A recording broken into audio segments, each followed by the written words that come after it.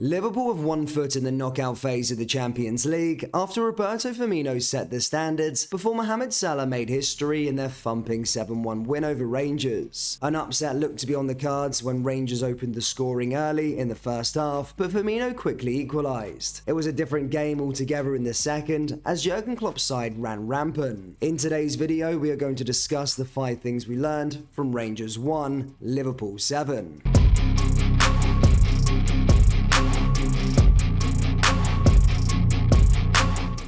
And hello everybody, welcome back to the channel guys. Before we get into today's video, please do smash that like button and subscribe to the channel for daily Liverpool content.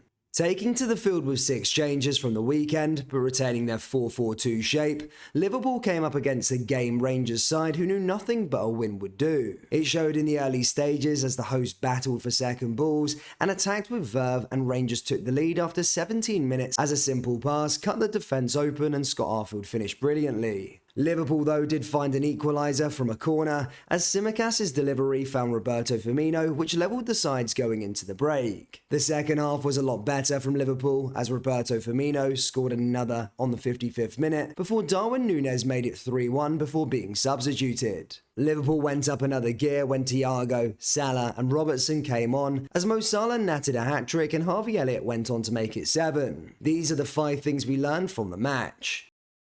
Inform Firmino. Roberto Firmino is a man in form in front of goal at the moment, showing really good movement outside the box and a big willingness to break into the 6-yard box at every opportunity. Before the season had even started, questions were being asked on how Roberto Firmino would fit into Jurgen Klopp's side after the signing of Nunez. He had attracted some criticism for the lack of goals in recent seasons, but he certainly bucked the trend this year. The Brazilian has now scored an impressive 8 goals in 7 starts across all competitions. Mohamed Salah has just 5 before coming on to score a hat-trick, while Luis Diaz, who is out injured until the World Cup, is only the other player to have scored more than 3. A worrying trend for Klopp, but Firmino is doing his part up front. Salah's confidence booster. He's taken some criticism for not reaching his usually high standards so far this season, but Salah reminded everyone what he's capable of doing with his substitute cameo. Klopp opted to give Salah some minutes with the forward coming on for the final 20 minutes. The game was already won at this point after the Nunez goal, but Salah had a point to prove and he quickly found the net. 2 more goals followed immediately, with the Egyptian registering the fastest ever Champions League hat-trick. The perfect cameo for Salah with just days now until he lines up for Liverpool against Manchester City. Konate straight back to business. On his first game back from injury, Konate showed he should definitely be in contention for a first-team place. He's certainly the most in form and sharpest looking, given one is injured, one is at right back, and Van Dijk, to be frank, was poor again on the night. The French centre-back was absolutely dominant in the air all game long, made a couple of rapid recoveries to eat up ground and clear danger, and produced one superb sliding block to stop what was a definite goal. Konate must take this performance into the weekend against Manchester City, as he's certainly capable and started back in the best possible way. Midfield conundrum. Klopp's biggest issue heading into the game against Manchester City may well come with who he chooses to play in midfield. Fabinho, Thiago and Jordan Henderson appear to be the preferred trio, but they have started just 2 games together this season. The Liverpool boss went into a midfield 3 against Rangers and Arsenal last week, but moved back to a 3 on Wednesday night, and they seemed a much tighter unit. But Klopp looks to keep the fans and Pep Guardiola guessing on who will start. Defensive chaos.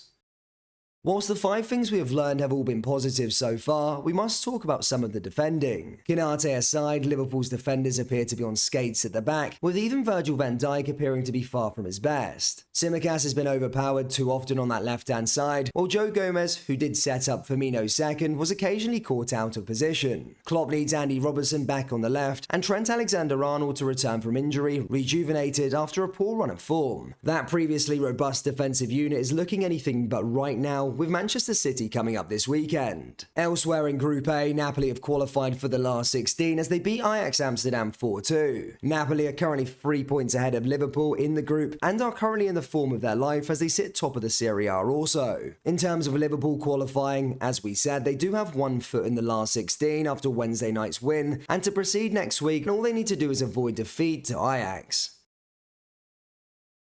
In other news, Liverpool's name has been dragged in surrounding the Kylian Mbappe situation. Reports yesterday have claimed that Kylian Mbappe has fallen out with the club and wants to leave Paris Saint-Germain in January. The French international recently signed a new lucrative 3-year contract in the summer after being close to joining Real Madrid. Reports are suggesting that Los Blancos are not interested in Mbappe, even if PSG would entertain offers for their want-away star. Many believe Liverpool could be an option for Mbappe, but we all know what FSG are like, and they would never pay the reported €200 million fee.